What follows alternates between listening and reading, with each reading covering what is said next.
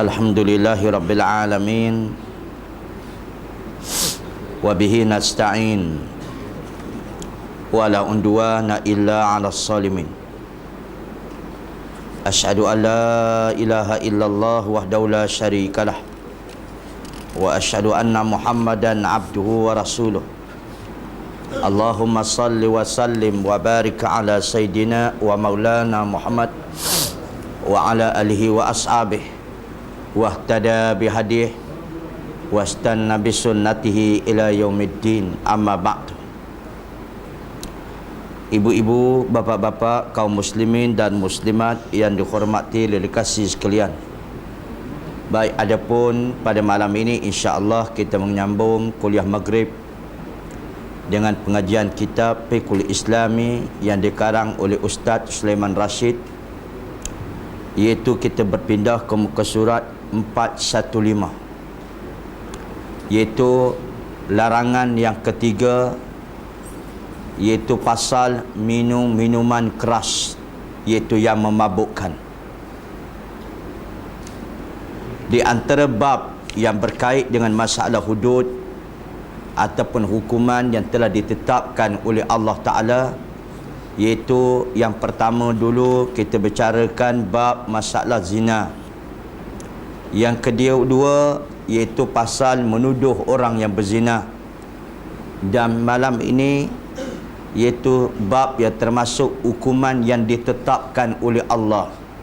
Bila masuk hukuman ditetapkan oleh Allah, orang panggil hudud. Baik, hudud itu maksud dia had. Maksud tu had. Had ni maksudnya iaitu ada dua makna. Had yang dimaksudkan dalam bahasa Arab ialah kaum muslim batasan. Itu orang panggil had juga.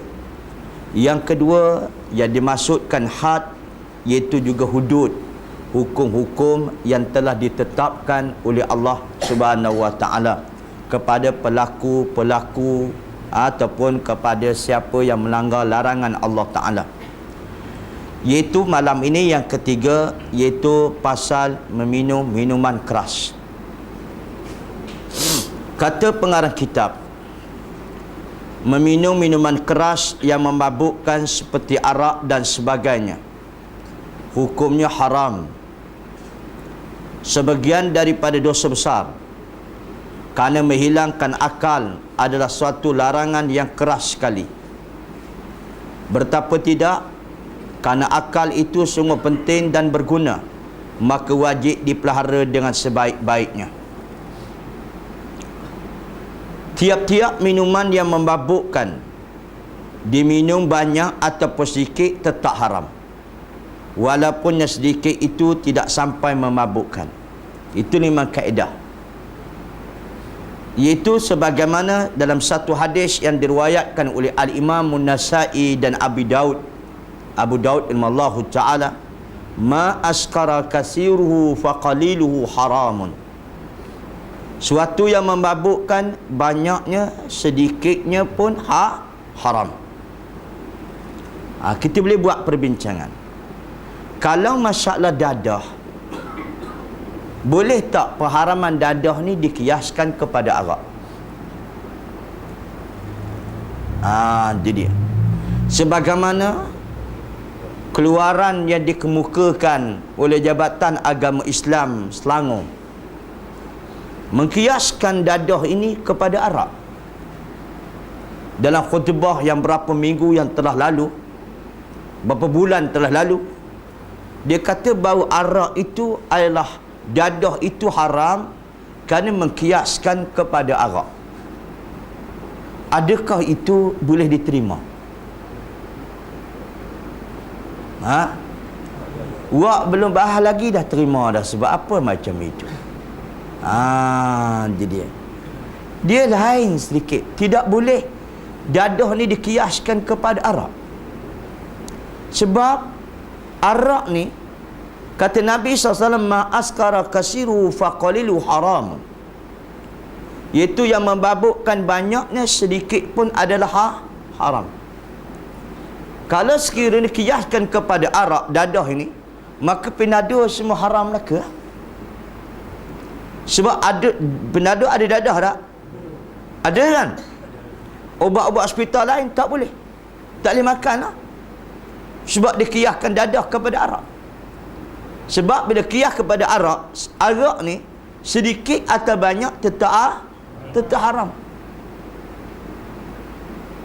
Macam mana? Jadi pengharaman dadah ni kita nak ambil dalil macam mana? Ya, kaum muslimin dan muslimat kalian, dadah ini tidak boleh kias kepada haramnya kepada arak. Dia kias kepada hadis Nabi SAW sebagaimana Rasulullah menyatakan dari riwayat Ibnu Majah, la darara wala dirara.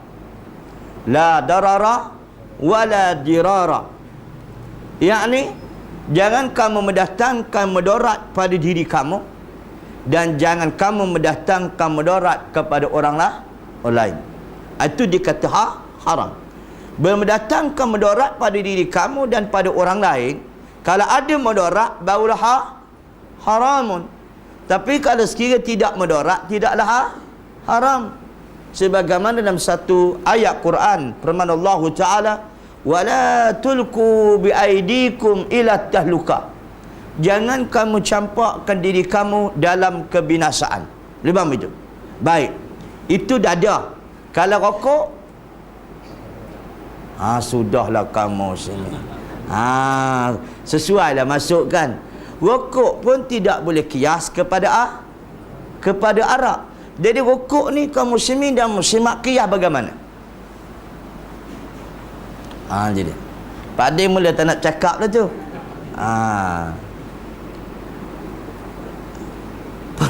Profesor Yusuf Al-Qardawi, Majlis Fatwa Kebangsaan, terus mereka mengatakannya secara total, iaitu rokok adalah haram. Baik, bagaimana pembahasan yang mereka lakukan yang kita boleh lihat? Sebabnya kaum muslimin dan muslimat kalian, rokok ni dia datang darurat atau tidak? Datang mudarat atau tidak?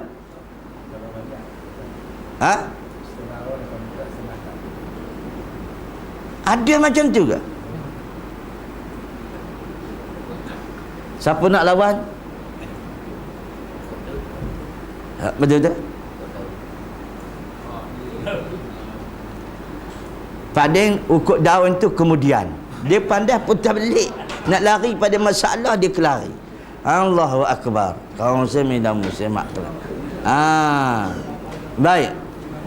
Dalam masalah ini kaum muslimin dan muslimat kalian, Syekh Nasir Alwan, Dr. Syekh Nasir Alwan, kalau tuan-tuan tengok dalam buku dia Tarbiyatul Aulad,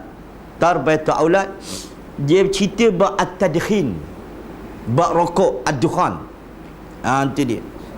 Jadi kaum muslimin dan muslimat kalian, pembahasan alim ulama memang terbagi kepada dua. Ada mengatakan makruh, ada mengatakan haram. Yang makruh kaum muslimin dan muslimat kalian cuma berdasarkan kepada alasan kaum muslimin dan muslimat kalian, iaitu dalam bukan masalah darurat, bukan masalah mendatangkan mudarat. Kaum muslimin dan muslimat kalian cuma mereka membau hukum dia makruh disebabkan bau. Tapi ulama yang mengatakan haram, seperti Profesor Al-Qardawi, dia kata haram. Kaum muslim, Syekh Nasir Alwan pun kata haram. Fatwa menjadi ulama Malaysia apa kata haram, mereka bawa hujahnya masing-masing. Yang pertama dalam masalah benda-benda ni kaum muslimin kena tanya orang yang pakar. Fas'alu al-dzikri in kuntum la ta'lamun. Tanyalah kepada orang yang pakar kalau kamu tidak mengetahuinya. Jadi sudah tentu dalam bab rokok ni yang pakar doktor. Betul doktor? Doktor. Pak Den tak pakar dengan rokok ni. Kaum muslimin dan muslimat kalian kena tanya doktor dulu. Apa kata doktor dalam masa ni? Bahkan kata Syekh Nasir Alwan dan kitab Tarbiyatul Aulad sudah mufakat, iaitu sudah boleh jadikan ijma' para doktor Bukan ijma' ulama dah, ijma' doktor yang mengatakan rokok memang membawa kepada kemudaratan, bermacam-macam penyakit. Itu dia. Itu dia. Maka apabila timbul dia macam tu kaum muslimin. Dan satu lagi, ini saya malah sebut nama dia lah, kaum muslimin dan muslimat kan. Dia ni memang manager bahagian rokok ni. Sekarang ni dia tak nak jadi dah, taubat dah. Dia kata dia buat rokok ni, saya mana sebut nama, jangan tanyalah. Kalau saya kata jangan sebut nama, jangan tanya. Tanya itu hukumnya bid'atun. Tak ada. Dia faham tu? Sebab bahaya bagi diri dia. Dia kata kaum muslimin dan muslimat kalian, campuran dalam rokok ni ada 40 bahan kimia. Bahan 40 bahan kimia. Dan dia kata sekarang ini untuk buat ketagih satu batang rokok 1 titik arak. Ni dia kata lah ni, 1 titik rokok tu dinilai dengan dititik 1 titik arak. Itu dia kata kaum muslim dan muslimat. Tapi tinggal dulu hak tu. Tapi mesyuarah sudah menjadi kaum muslim mempakat para doktor mengatakan memang datang ke mudarat. Boleh datang ke mudarat kaum muslimin dan muslimat kalian memang tepat dalam Quran, wala tulqu biaidikum ila tahlukah. Jangan kamu campakkan diri kamu dalam kebinasaan, dan la darara wala dirar. Jangan kamu yang datang ke mudarat pada diri kamu dan datang mudarat pada orang lain. Maka atas dasar itulah kamu satu. Yang keduanya dia sokong tentang masalah rokok itu mengundang kepada pembaziran. Itu sokongan. Yang keseterusnya sokongan yang lain, yang rokok itu support kepada syarikat-syarikat apa dia? Yahudi. Betul tak betul? Itu je. Walaupun kerajaan Malaysia dia marah ke Yahudi, tapi hak Yahudi dia support juga. Betul tak betul? Itu dia. Itu dia. Dia marah ke orang ke Yahudi, tapi masalah dia ambil juga penasihat Yahudi. Apa nama? Saya payah nak sebut benda perkataan lagu tu. FCO. Betul tak betul? Okey, tinggalkan masalah tu, nanti jadi panjang. Jadi atas dasar ini kaum muslim muslimat kalian. Dan ada pun yang mengatakan, ya wallahu alam, ustaz, bagi saya kalau tak mengisap rokok lagi mudarat. Ada pula option macam tu. Kalau saya tak isap rokok, tak boleh kerja. Kadang-kadang tak kena rokok jadi demam, dia kena rokok segar lalu. Ada tak orang kata begitu? Ada kaum muslimin dan muslimat kalian? Jawabnya, tanyalah kepada perokok, engkau tahu tak masalah rokok itu? Itu dia kaum muslimin dan muslimat. Tak dapat tidak, perokok memang macam tu kata begitu. Jadi kesimpulannya kaum muslimin dan muslimat kalian, memanglah iaitu hujah yang mengatakan haram itu lebih kuat daripada nak katakan makruh. Boleh faham itu? Mana tak lain macam je mukanya. Baik. Memang datang mudarat, memanglah kaum muslimin dan muslimat. Baik. Habis.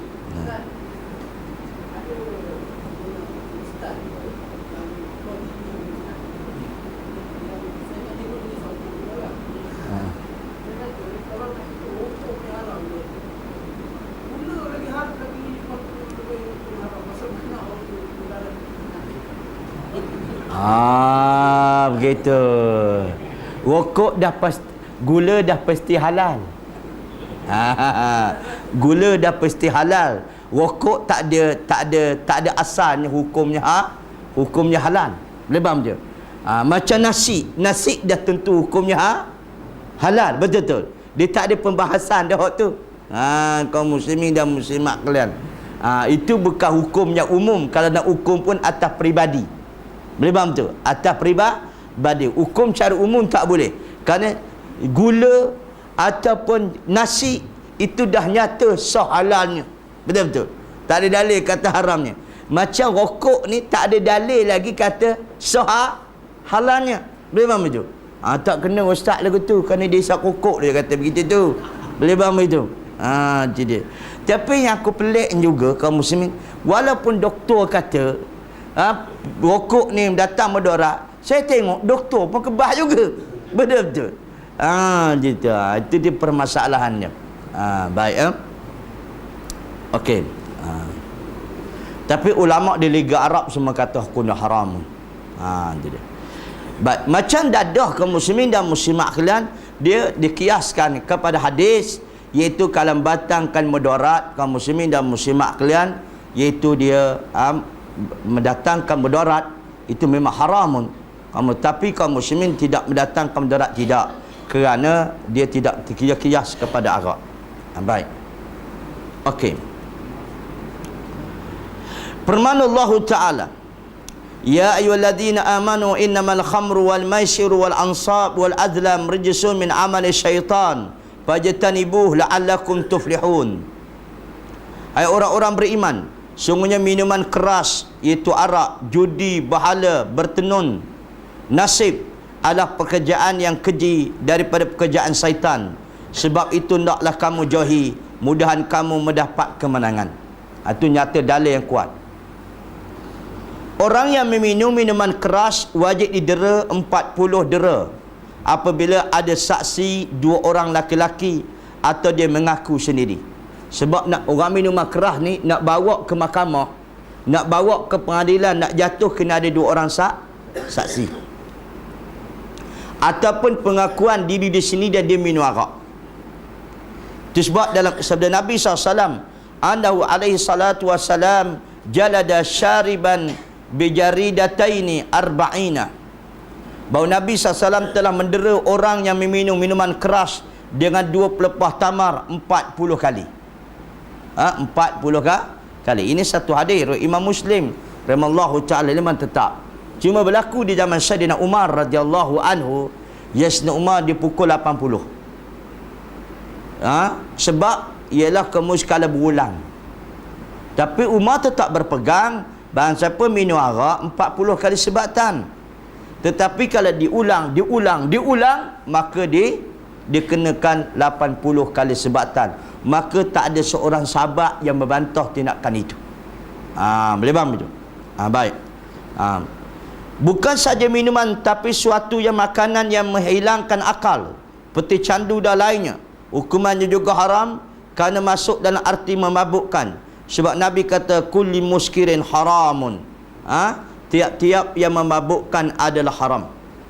Dan juga firman Allah Ta'ala, wa yahillu lahumut tayyibat wa yuharrimu alaihimul khaba'is, iaitu Allah Ta'ala menghalalkan makanan dan minuman yang enak-enak bagi mereka dan mengharamkan perkara yang keji. Baik. Sekarang kita ada sedikit bahasan kaum muslimin dan muslimat.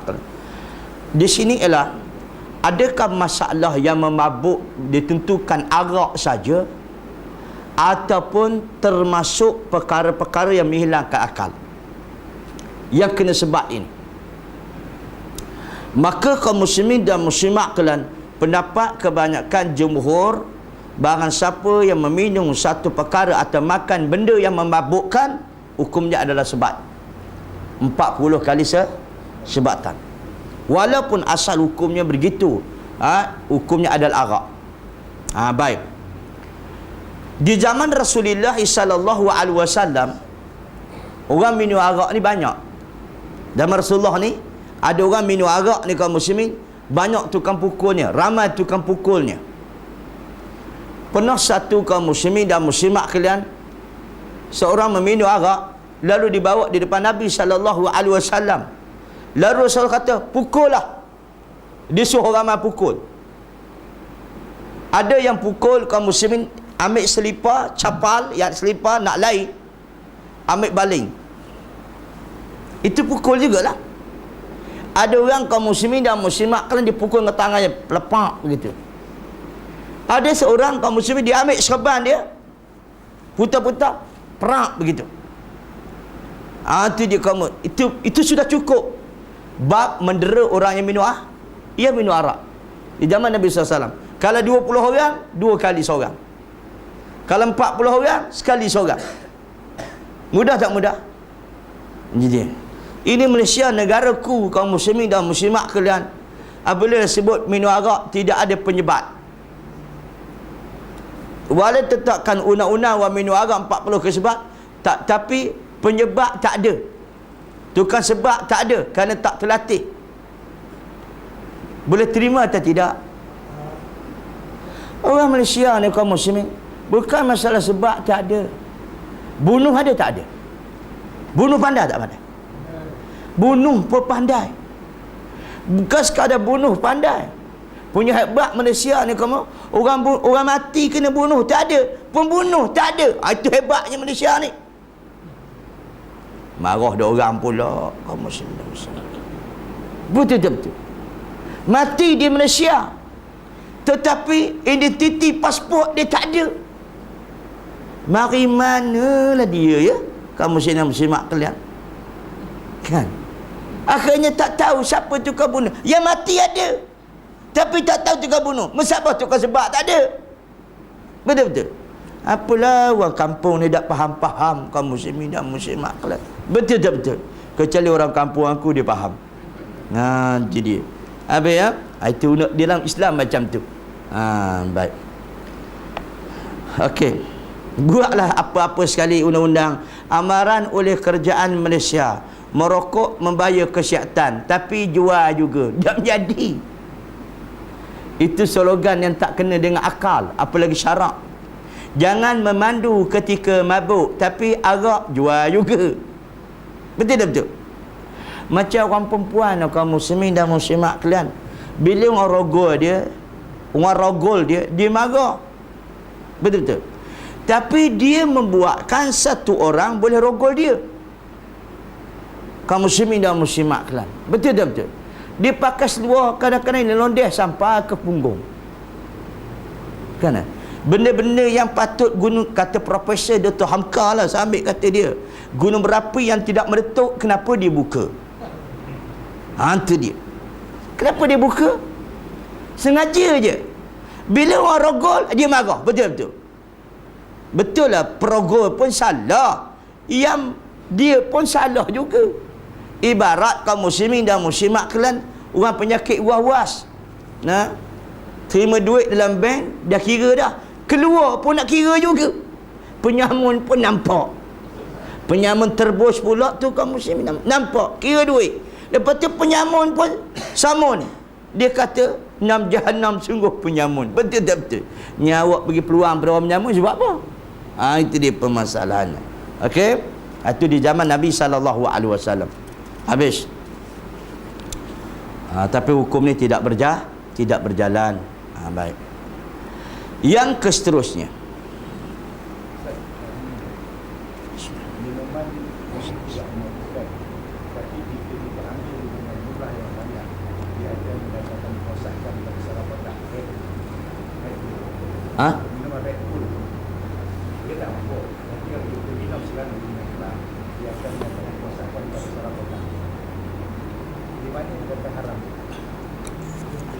baik.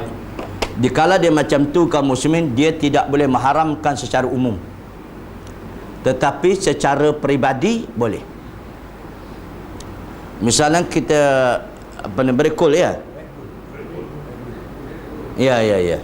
Dia tidak sampai pemberangan tahap arak, tapi dia minum boleh mengubahkan sarah acak kali, maka dia tidak boleh kita kata arak ke itu adalah haram. Cara umumnya hukum tidak boleh, sebab dia berasas kepada kaum muslimin dan muslimat kalian acak kali ataupun tidak. Lebam tu. Ini berhukum di atas peribadi seseorang. Kalau dia minum kaum muslimin merosakkan mudarat dia, atas dia adalah haram. Tapi pada orang lain yang minum begitu, itu tidak termasuk secara umum. Itu kaedah fiqh tu.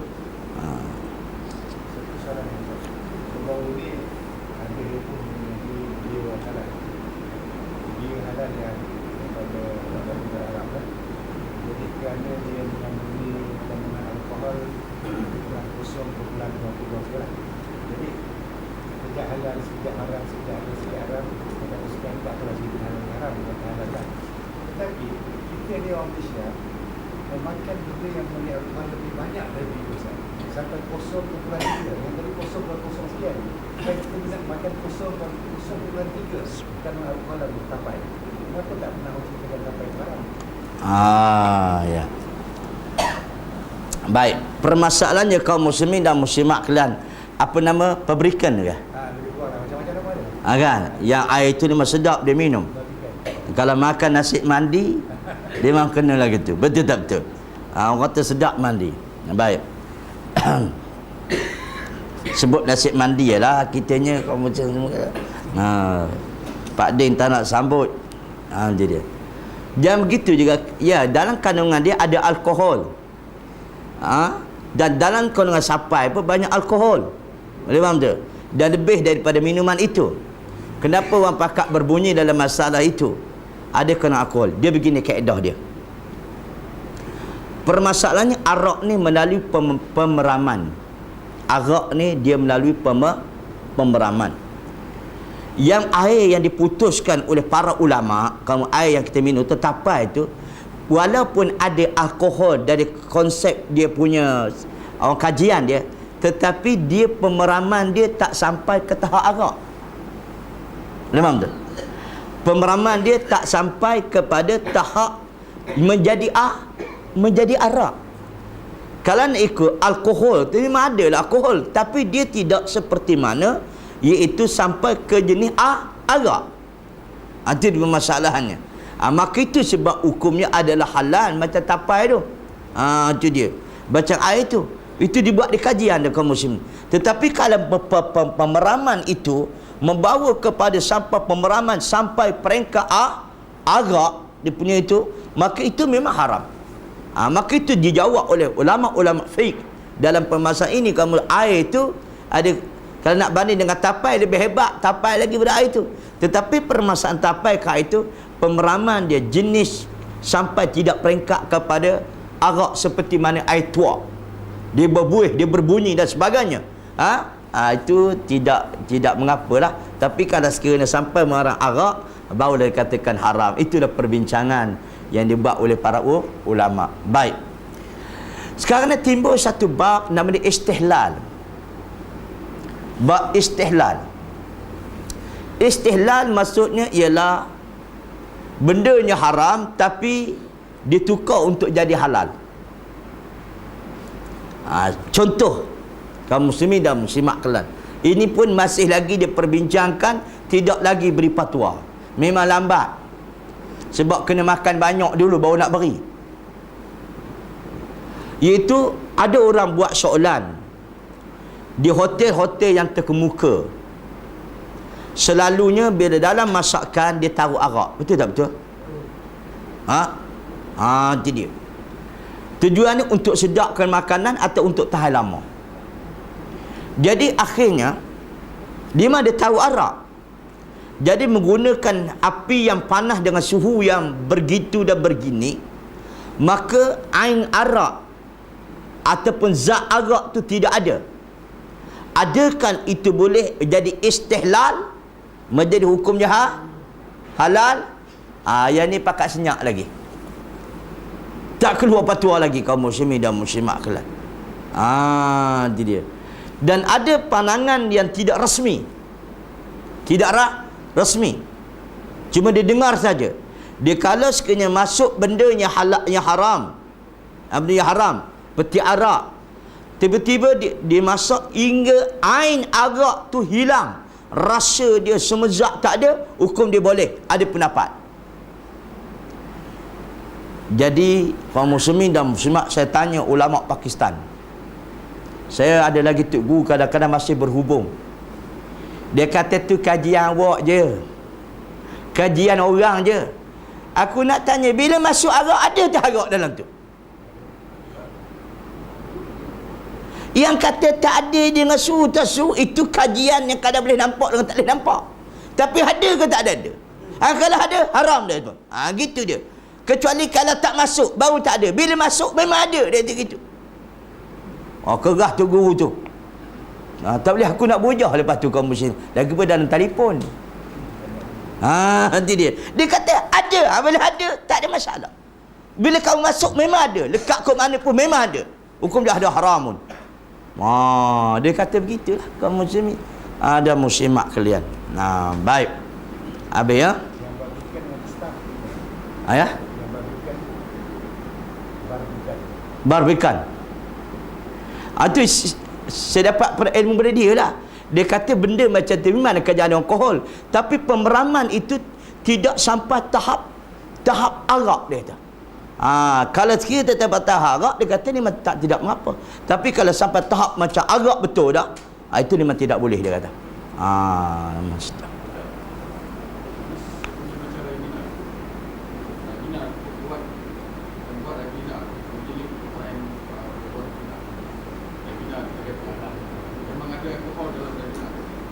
Itu memang masuk sungguh.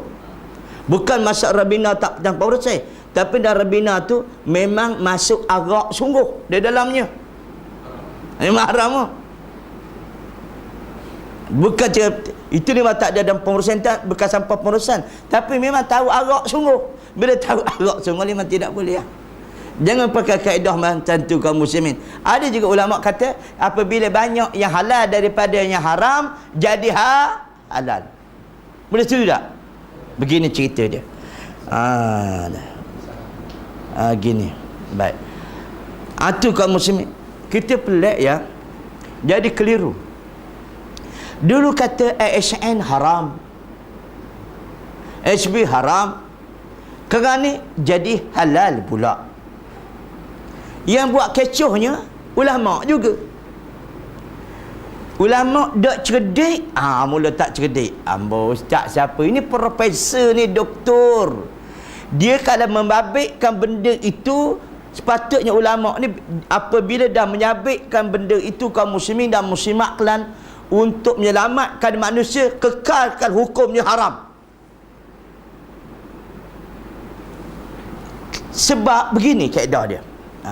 Dulu Mufti Selangor Datuk Ishak Bahrom hafizullah wa ghufirallah, baik, dia kata haram kerana perniagaan itu bercampur, kaedah bercampur dengan halal dan haram, dan banyak yang haram pelaburan itu daripada yang halal. Yang kedua, penetapan peratus keuntungan itu memang haram.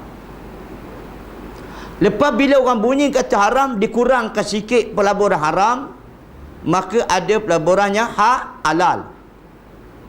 Patutnya cendekiawan para ahli ulama di kaum muslimin jangan kelirukan masyarakat, kekalkan hukum itu. Sebabnya kaum muslimin dan muslimat kelak dia kata ada dua. Saya malah sebut ada seorang profesor kaum muslimin dan muslimat kalian, dia orang Kelantan, dia pensyarah UM. Dia kata kalau sekiranya pelaburan itu banyaknya halal daripada yang haram, hukum dia halal. Pertama. Yang kedua, kerana bila tidak ada pelaburan secara Islam yang Islam perlu ke depan, maka boleh. Okey. Jawapannya kaum muslimin dan muslimat kalian, kita ambil hak macam ni. Dalam satu kawah ada seekor lembu. Dan ada pula kaum muslimin dan muslimat kalian, seekor lembu berapa daging dia? 100 kilo. Dimasukkan pula 20 ekor 20 kilo daging babi masuk sekali. Halal ke haram? Banyak daging lembu.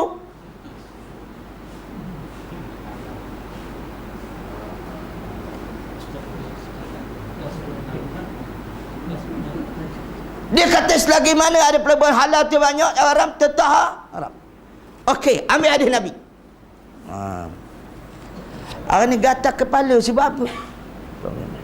Kamu Ada seorang beli baju kaum muslimin dan muslimat, kan beli baju 10 dirham. Dalam hadis ni, dia beli baju 10 dirham. 1 dirham tu duit haram. 9 dirham duit halal. Apa Nabi kata? Bahawa haramun. Guna nak kata gitu? Nabi kata satu dirham dia duit haram, 9 dirham duit halal. Dia beli. Nabi kata bahawa haramun, itu adalah haram. Macam mana? Ataupun tuasa kamu main benda lain pula. Kaum muslimin dan muslimat kalian, dia pakai baju bagi lelaki, 2 lengan ni, 1 lengan ni sutera. Itu dia. Asli dah asli pun sama. 1 lengan ni tidak sutera. Ini pun tidak sutera. 1 lengan ni je suteranya. Apa hukum? Tetap haram juga. Cuma Nabi benarkan pakai sutera ni 4 jari ya. Kain ni pernah Rasulullah SAW, kaum muslimin dan muslimat kalian, ada kain sutera, jadi dibuat jauh, Nabi pakai. Maka sahabat jadi heran. Dibenarkan 4 jari. Yang apa dia buat apa? Buat kun. Orang Kedah kata kun. Betul tak kun? Yang buat ala tali gitu, tu apa nama? Jangan buat pening aku lah. Bahasa apa-apa macam tu. Afkos tak afkos, yang kita tak faham. Je. Dia lepas ke jadi orang bandar ni lupa kita dah. Ni kadang-kadang buat baju kadang-kadang jalur sikit tali dia kan. Kalau dikumpulkan dalam jari, itu boleh. Dia. Tapi lain daripada itu tidak boleh. Jadi di mana dalil dia kaum muslim dan muslimat kalian boleh bercampur halal dan haram, boleh banyak. Sebab Nabi kata al halal mubayyinun wa haram mubayyinun. Halal tu haram, halal tu nyata, haram tu nyata, betul-betul. Cuma yang tak nyatanya kamu halal kalau tak tahu lagi. Duduk tengah-tengah, halal kalau tak tahu, itu kata syubhat. Itu pun syubhat pun nak kata boleh pun ulama pakak berjaga. Ini nyata ada benda haramnya. Kaum muslim muslimat kan boleh dia kata. Yang keduanya sebabnya zaman kita ni sebab tidak ada pelaburan Islam. Kalau ada pelaburan Islam, kaum muslimin tidak pelaburan Islam boleh. Sekarang ni banyaklah pelaburan Islam. Dah banyak dah. Kaum muslimin dan muslimat. Tak, hukum dia tidak boleh. Tapi kenapa dia kata boleh? Sepatutnya ulama kena jaga apa? Ulama kena jaga umat, bukan jaga rakyat, jaga umat. Kaum muslimin muslimat kalian, jangan duk main sangkal lagu tu. Ya Allah, letihlah macam ni ya. Kaum muslimin dan muslimat. Benda yang ada pun tak larat dah. Apa lagi kaum muslimin berkecamuk dalam masalah itu. Habis. Yang seterusnya ialah kaum muslimin dan muslimat kalian. Yang keempat, ini kita sambunglah pada kuliah yang akan datang. Wallahu a'lam. Bab pasal pencuri. Jadi. Okay. Tapi Dr. Mahathir kata hukum hudud tak ada dalam Quran. Kata ulama, la ilaha illallah. Waktu pun seorang lagi kaum muslimin dan muslimat. Dari mana keturunan dia datang? Betul tak betul? Baik. Habis. Orang Kedah belaka lah tu. Subhanakallah wa bihamdik. Asyhadu an la ilaha illa anta wa astaghfiruka wa atubu ilaik. Assalamualaikum warahmatullahi wabarakatuh.